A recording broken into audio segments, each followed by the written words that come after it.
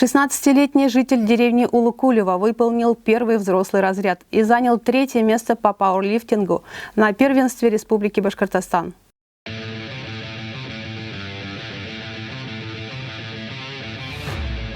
Студент Аургазинского многопрофильного колледжа Николай Мочалов вот уже 5 лет он занимается пауэрлифтингом. Это не первое призовое место в его копилке. Первый раз я поехал на первенство города Уфы года 3 назад. Это было мое первое соревнование.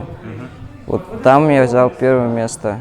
И вот тогда у меня уже полностью начал заниматься пауэрлифтингом. Благодаря тому, что я занимаюсь пауэрлифтингом, я стал сильнее, выносливее. Троеборье – это очень сложное направление этого вида спорта, в котором задействуются все группы мышц. Ведь спортсмены соревнуются между собой по 3 дисциплинам: становая тяга штанги с отягощением, глубокий присед со штангой на спине и жим штанги 2 руками лежа на горизонтальной скамье.